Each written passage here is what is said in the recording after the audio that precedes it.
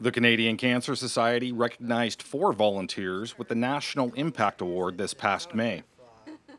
TV Cogeco's very own Lori Taraba received the Medal of Courage, one of the Cancer Society's top honors. They gave me actually a copy of my nomination letter, and it said that the reason why that people are nominated for this award is because they are actually helping to make, again, an impact against the fight against cancer, and for those who are actually helping to further the cause. And so I'm never hesitant to actually volunteer for something, or Brock and I will go and do press conferences or whatever that is needed. We're doing whatever we can to help fight against this disease, and they said that the award is for a volunteer who is outstanding in their efforts to try to fight back. Lori's commitment to her community began at a very young age and is something she's passed along to her family.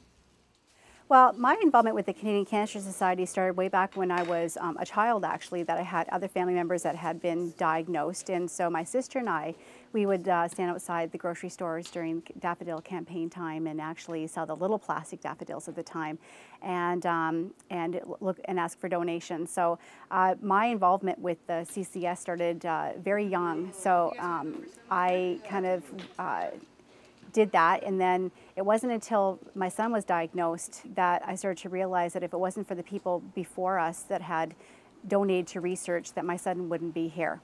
And so I felt it was now my time to go back and do something. And we are a pay it forward family, so we trying to do things for other people because people were so generous to us when my son was sick.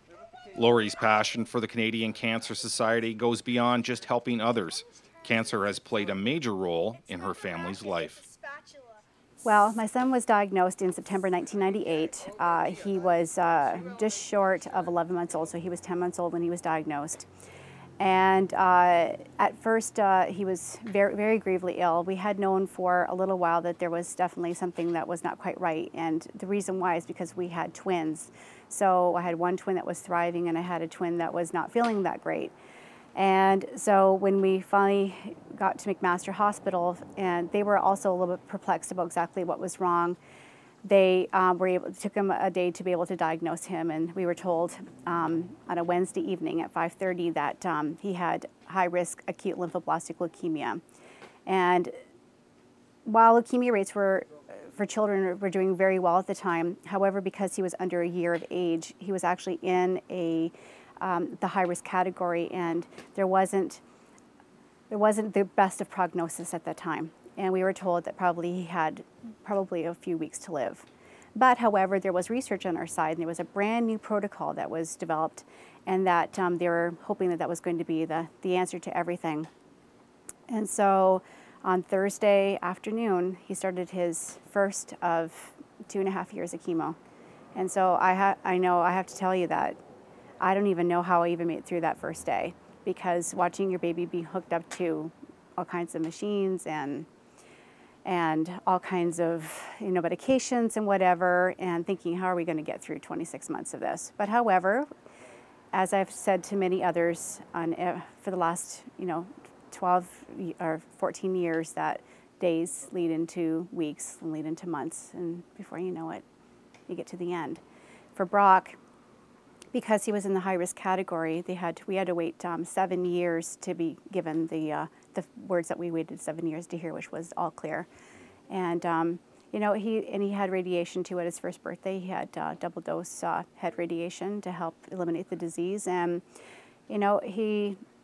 research worked. That's one of the reasons why we volunteer so much, and to help bring awareness to this disease, is because if it wasn't for the families that said yes to their children, in the research beforehand, Brock wouldn't be here. It was the research that saved my son's life. Lori vows to keep volunteering her time and energy until cancer is a distant memory. The best thing about volunteering for me is the people that I get to be with.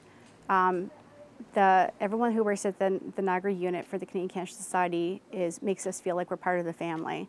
And that's amazing, and that happens nationally and provincially as well. We feel like we're part of the team, and that I feel like that I'm somehow making a difference. I'm not a researcher working in a lab somewhere, but somehow we're doing this together. We're all in for the same reason. We want to get rid of this thing. I never want to hear that another person's been diagnosed. I never want to have another one of my family members diagnosed. I'm not going to, yeah, this is not going to happen again. Not for me. I want to make sure that, it happened to my mom last year. It's not going to happen again. I'm going to make sure that it doesn't happen. So volunteering for me makes me feel like somehow making a difference. There are thousands of people like Lori who volunteer for the Canadian Cancer Society. If you would like to be one of them, visit cancer.ca. In Niagara, William Kelly, The Source. Talk to me as soon as it's all finished.